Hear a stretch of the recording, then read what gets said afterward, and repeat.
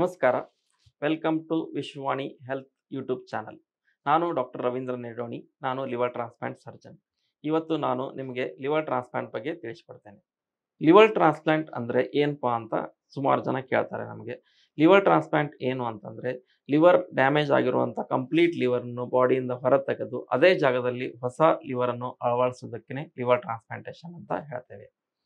Liver ಟ್ರಾನ್ಸ್‌ಪ್ಲಾಂಟಲ್ಲಿ 2 ವಿಧಗಳಿದ್ದಾವೆ. ಒಂದು disease donor liver transplant ಅಂತ ಹೇಳ್ತೇವೆ. ಅಂದರೆ ಯಾರಾದರೂ ಬ್ರೈನ್ ಡೆತ್ ಆಗ್ತಾರೆ ಅಥವಾ ಯಾರಾದರೂ ಸ್ಟ್ರೋಕ್ ಆಗಿ ಅವ್ರ ಬ್ರೈನ್ ಡೆತ್ ಆಗುತ್ತೆ ಅಂತ ಫ್ಯಾಮಿಲಿದವರು ಲಿವರ್ ಕೊಡೋದಕ್ಕೆ ಅಥವಾ ಎಲ್ಲ ಆರ್ಗನ್ ಕೊಡೋದಕ್ಕೂ ಅಂಗಾಂಗ ದಾನ ಮಾಡೋದಕ್ಕೆ ಒಪ್ಕೊಂತಾರೋ ಅಂಥ ಲಿವರನ್ನು ತೆಗೆದು ಯಾರು ಪೇಷಂಟ್ ನೆಸೆಸರಿ ಇರುತ್ತೋ ಅವ್ರ ಬಾಡಿಯಲ್ಲಿ ಹಾಕಿ ಅಳವಡಿಸ್ತೇವಲ್ಲ, ಅದಕ್ಕೆ ಡಿಸೀಸ್ ಡೋನರ್ ಲಿವರ್ ಟ್ರಾನ್ಸ್‌ಪ್ಲಾಂಟ್ ಅಂತ ಹೇಳ್ತೇವೆ. ಎರಡನೇ ಟೈಪ್ ಏನಪ್ಪಾ ಅಂದರೆ ಲಿವಿಂಗ್ ಡೋನರ್ ಲಿವರ್ ಟ್ರಾನ್ಸ್‌ಪ್ಲಾಂಟ್ ಅಂತ ಹೇಳ್ತೇವೆ.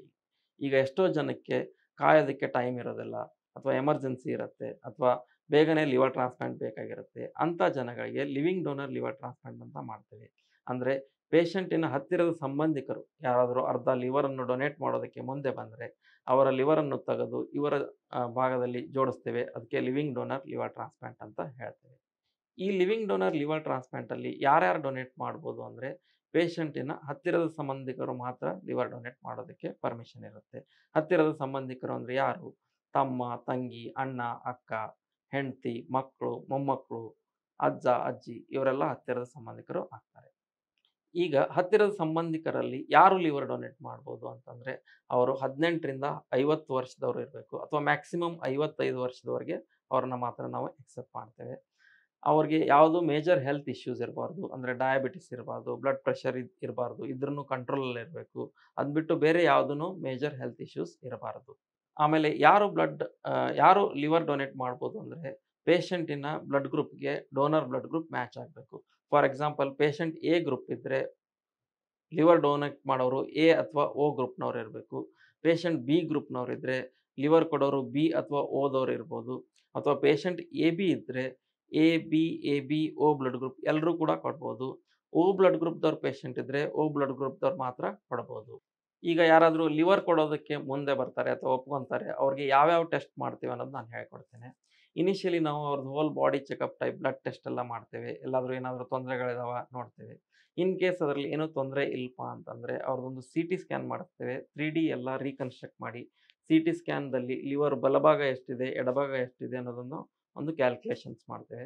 ಬಲಭಾಗವನ್ನು ತೆಗೆದು ಪೇಷಂಟ್‌ಗೆ ಅಳವಡಿಸಿದರೆ ಡೋನರಲ್ಲಿ ಎಷ್ಟು ಭಾಗ ಉಳಿಯುತ್ತೆ ಅನ್ನೋದನ್ನು ಕ್ಯಾಲ್ಕುಲೇಷನ್ ಮಾಡ್ತೇವೆ. ಮತ್ತು ಯಾವ ಭಾಗವನ್ನು ತೆಗೆದು ಪೇಷಂಟ್‌ಗೆ ಹಾಕ್ತೇವೆ ಅದು ಸಾಕಾಗುತ್ತಾ ಅನ್ನೋದನ್ನು ನಾವೆಲ್ಲ ಟೆಸ್ಟ್ ಮಾಡಿ ಅದೆಲ್ಲ ಕರೆಕ್ಟ್ ಇದ್ದರೆ ಮಾತ್ರ ಆ ಸರ್ಜರಿಗೆ ನಾವು ಮಾಡೋದಕ್ಕೆ ಒಪ್ಕೊಳ್ತೇವೆ.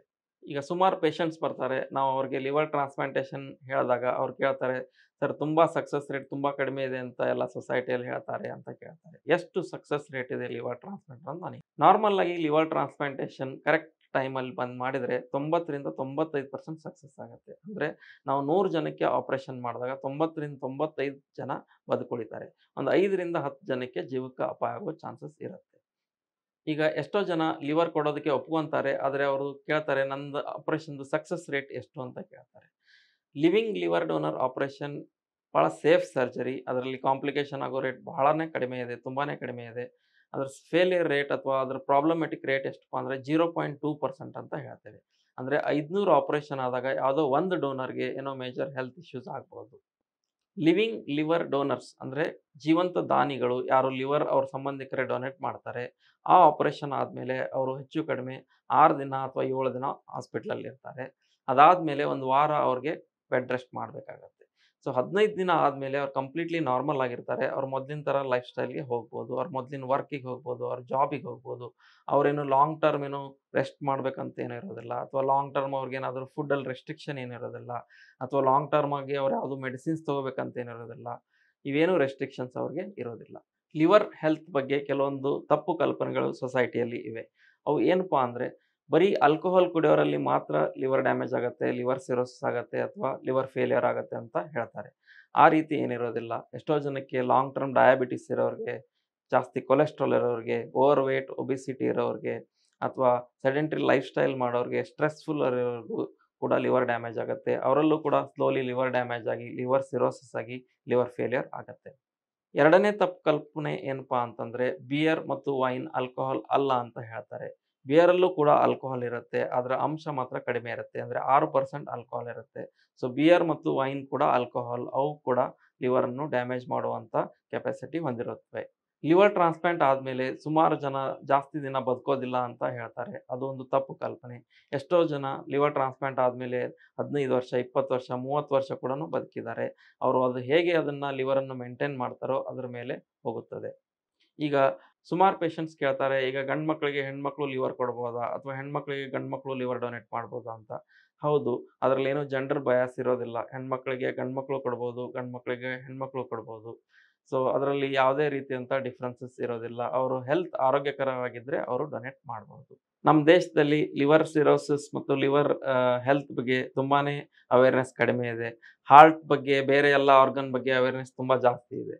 ಎಷ್ಟು ಡಿಫ್ರೆನ್ಸ್ ಇದೆಯಪ್ಪ ಅಂತಂದರೆ, ನಮ್ಮ ದೇಶದಲ್ಲಿ ವರ್ಷಕ್ಕೆ ಏನಿಲ್ಲ ಅಂದ್ರೆ ಒಂದು 5 ಲಕ್ಷ ಜನ ಲಿವರ್ ಫೇಲಿಯರ್ ಆಗಿ ತೀರ್ಕೊಳ್ತಾರೆ. ಅದರಲ್ಲಿ ಬರೀ 3,000 ಜನ ಮಾತ್ರ ಲಿವರ್ ಟ್ರಾನ್ಸ್ಪ್ಲಾಂಟೇಷನ್ ಮಾಡಿಸ್ಕೊಳ್ತಾರೆ. ಲಿವಿಂಗ್ ಡೋನರ್ ಲಿವರ್ ಟ್ರಾನ್ಸ್ಪ್ಲಾಂಟ್ ಹೇಗೆಪ್ಪ ಅಂತಂದರೆ, ರೀಸೆಂಟಾಗಿ ಇಬ್ಬರು ಗಂಡ ಹೆಂಡತಿ ಬಂದಿದ್ದರು ರಾಮನಗರದಿಂದ. ಗಂಡ ಒಂದು 38 ವರ್ಷದವರಾಗಿದ್ದರು, ಹೆಂಡತಿ ಒಂದು 32 ವರ್ಷದವರಿದ್ದರು. ಗಂಡಂದು ಬ್ಲಡ್ ಗ್ರೂಪ್ ಎ ಪಾಸಿಟಿವ್ ಇತ್ತು. ಅವರು ಆಲ್ಕೋಹಾಲ್ ಕುಡಿಯೋದ್ರಿಂದ ಅವ್ರದ್ದು ಲಿವರ್ ಕಂಪ್ಲೀಟಾಗಿ ಡ್ಯಾಮೇಜ್ ಆಗಿತ್ತು. ಸುಮಾರು ಒಂದು 6 ತಿಂಗಳು, ಒಂದು 9 ತಿಂಗಳಿಂದ ಅವ್ರ ಹೊಟ್ಟೆಯಲ್ಲಿ ನೀರು ತುಂಬ್ತಾ ಇತ್ತು. 15 ದಿನಕ್ಕೊಂದ್ಸರಿ ನೀರು ತೆಗಿಬೇಕಾಗ್ತಿತ್ತು.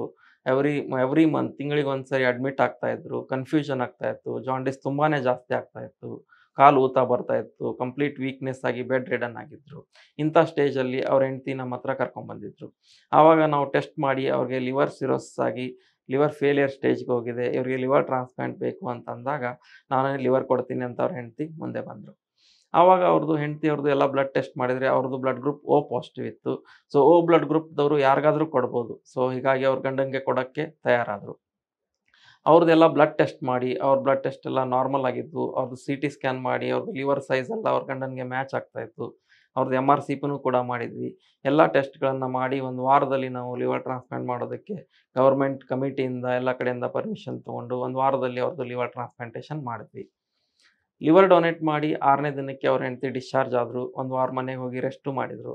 ಗಂಡ ಇಲ್ಲಿ ಒಂದು 14-15ನೇ ದಿನಕ್ಕೆ ಡಿಸ್ಚಾರ್ಜ್ ಆದರು. ಅವರು ಕೂಡ ಮನೆಗೆ ಹೋದರು. ಈಗ ಟ್ರಾನ್ಸ್ಪ್ಲಾಂಟ್ ಆಗಿ ಹೆಚ್ಚು ಕಡಿಮೆ ಒಂದು 3 ತಿಂಗಳಾಯಿತು. ಇಬ್ಬರು ಕೂಡಿ ಬರ್ತಾರೆ, ಚೆನ್ನಾಗಿದ್ದಾರೆ, ನಾರ್ಮಲ್ ಲೈಫ್ ಲೀಡ್ ಮಾಡ್ತಾ ಇದ್ದಾರೆ. ಇನ್ನಷ್ಟು ಆರೋಗ್ಯಕರ ಮಾಹಿತಿಗಾಗಿ ವಿಶ್ವವಾಣಿ ಹೆಲ್ತ್ ಯೂಟ್ಯೂಬ್ ಚಾನಲನ್ನು ಸಬ್ಸ್ಕ್ರೈಬ್ ಮಾಡಿ.